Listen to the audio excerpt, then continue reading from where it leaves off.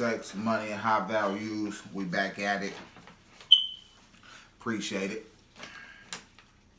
We're coming back in. We're going to go ahead and go to the next section of our personal business application, aka personal assessment application. Like I said in a previous video, the next archetype, that's exactly what I called it, the archetype, is the closer. A lot of people might say, what's a closer? First video we was talking about the finder. A lot of people might not see these videos until it's too late. That's okay too. That's the whole point of being a visionary, where you can see where other people is gonna be at in the future. That's video one, man. The first section of the closer is operations. A lot of people say, "Dang, what's operations?" You know how businesses operate, jobs operate, school operates, how the police operates, how the government operates. If you don't have this same mentality of wanting to know how certain things works, or the operation of certain things that involve you, or things that you involve yourself with, you will not only be a step behind, but you won't know how to finish certain situations that you get yourself into because you didn't know how that situation operated. A lot of us black males, we get into situations, we get into operations, gangs, groups, or organizations, and we don't really know how shit operate outside of that. So then those operations of those gangs or cliques, they get into situations outside of their boundaries, and then majority of those people that's in that organization don't know nothing about the operations of having to have a lawyer, or certain laws, or certain systems in which you could find loopholes to be able to maneuver out of certain situations that they may get themselves into. That's operations. Do you know how shit work? Do you know how you work? Do you know how the shit works around you? A lot of people say yes. You know why? Because they go to work. So when you go to work, they already have the operation laid out. And so people think that, oh yeah, I do know how operations. I know how my job works. I've been working here for 5 years. Yeah, that shit ain't shit. It is what it is.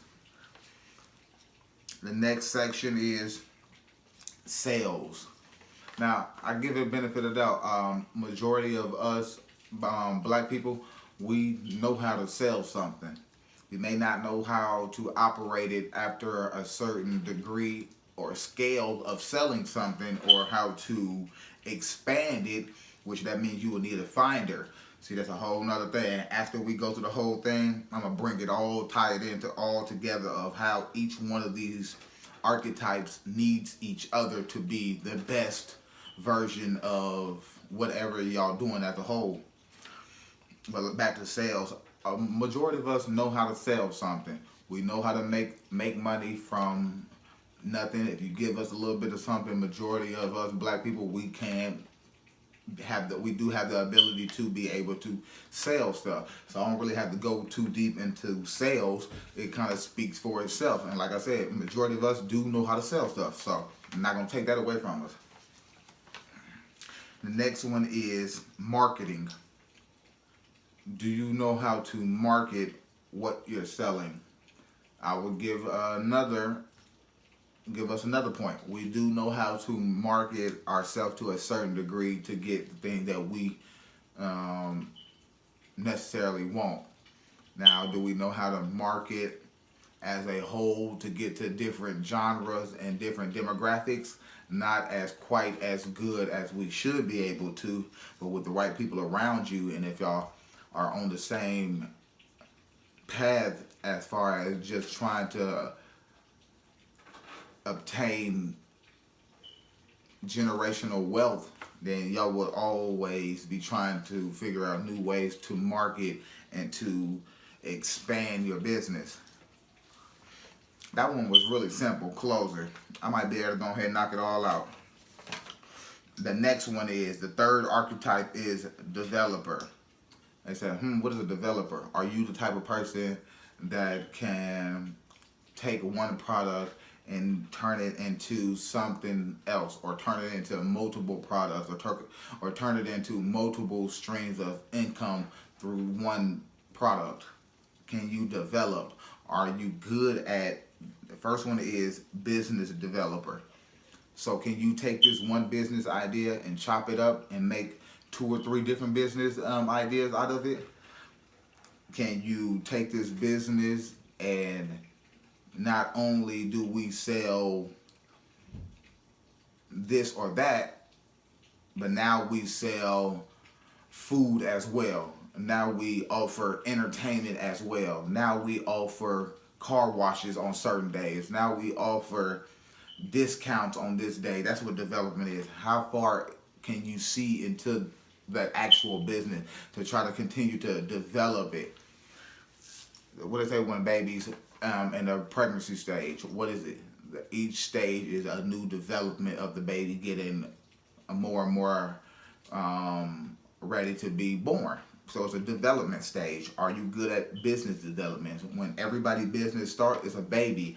So you have to nurture it and take care of it the best way possibly to get your baby to be a 90-year-old business. Oh man, y'all not on my level, man.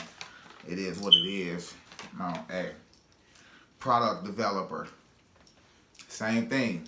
Can you take one product and make multiple ideas or multiple ways to sell or market this product? It doesn't have to always be making a product into something else.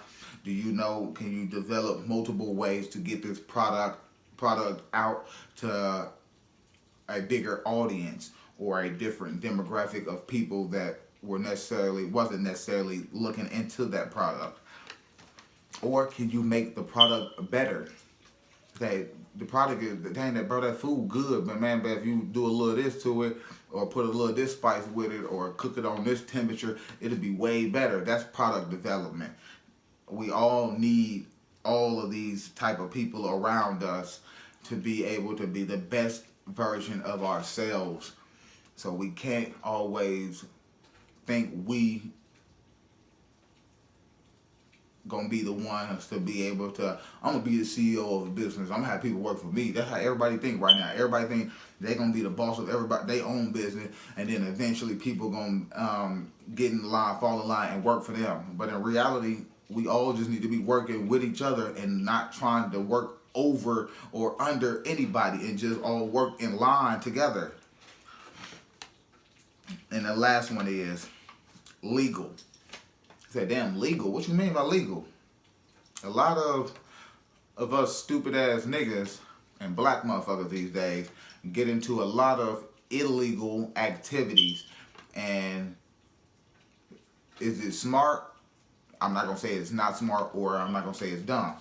What I am gonna say is, if you're gonna get into illegal activities, you should also have some legal friends or some legal alliances or some legal acquaintances that can give you more intuition of the certain things that you get into, or give you more insight, or help you if you already in a jam where you need legal